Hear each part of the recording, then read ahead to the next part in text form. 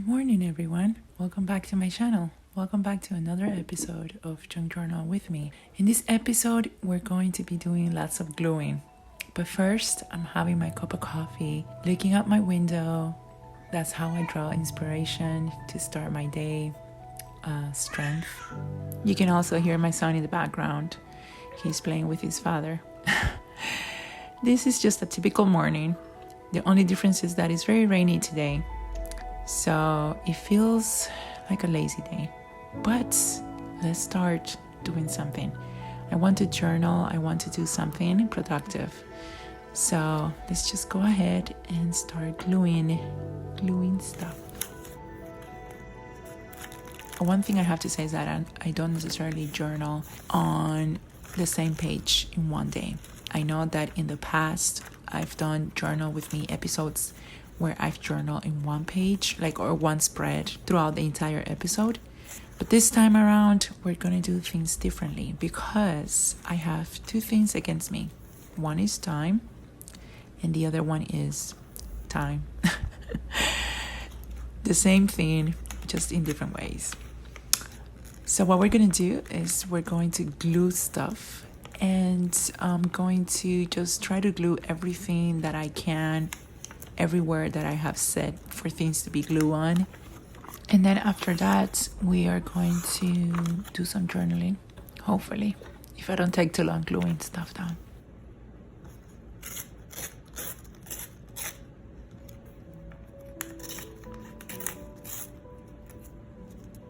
So how do you guys journal? I wonder, how do you guys see journaling, the process?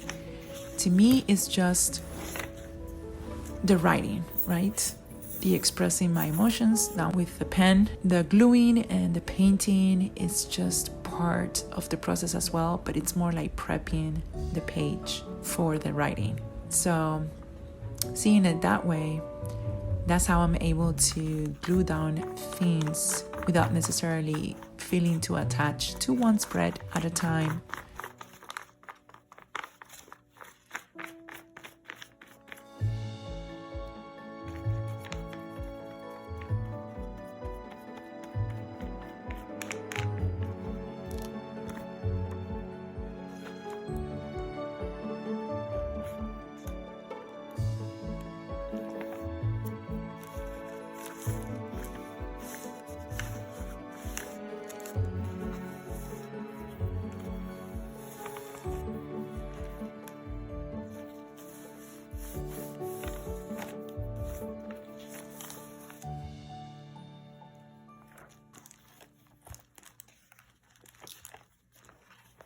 Part of journaling is collecting stuff. I think this is one of the most fun parts of journaling.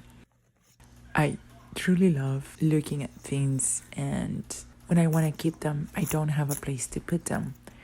But in a journal, you can technically just glue anything that you want to collect. You can actually make journals of specific subjects, right? You can make a journal of stamps and collect stamps and just glue down stamps. Or you can make a journal of rocks, and I don't know that necessarily you would glue down the rock.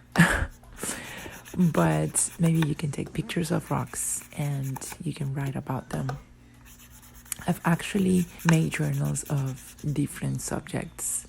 In the past, I've made journals of stamps. I've collected stamps, new and used. And there's actually a name for that, which I don't remember. I have a vague memory of the name, but it's kind of hard to pronounce, even in Spanish. So I'm not going to even attempt to do it in English. I've also collected other things. I had a book which I made out of a storybook, in which I collected things like, for example, candy wraps and potato chips wraps and stuff like that. To me, those things really had no real value as far as personal value, but it was trending at the time when I was little. My friends and I, we each had one, and we would swap candy wraps. We would just had fun living vicariously through others, because it wasn't like we had eaten those candy wraps precisely. I grew up poor, but I did not know that I was poor, because everybody that I grew up with was also poor. I can't say that that was a bad thing for me necessarily, but I would say that the worst part of it was the living conditions. But those things don't really matter as much, I think, as a child, because as a child, you just really want to be free to play and create and imagine and just dream of the future. That's all you really do. You would have to be someone who not only lives in decadent means, whose situation is extremely, extremely bad, and also not have the support of a happy family. I believe that being poor doesn't 100% mean that you will be unhappy. It all depends on your experiences with the people that you live with. And this is all obviously very relative to each person and their experience. So I'm not trying to devalue the experience of other people, but I have to say that for myself, my childhood was a beautiful childhood, and I will always remember it as such.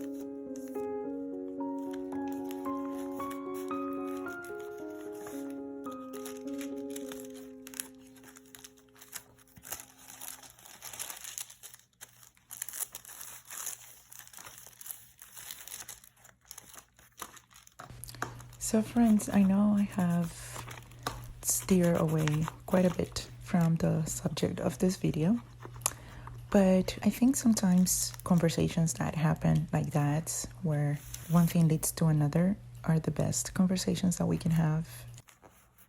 I quite like to talk about a little bit about everything. I wanted to end this video on a good note, and I wanted you guys to understand that inspiration can be drawn from anything and at any time. We just have to be willing to see it and to seize the opportunity and to look for it. So if you have things laying around that you like to collect but you don't know what to do with them yet, get your journal, get your glue, sit down and glue away. And until the next video, bye-bye.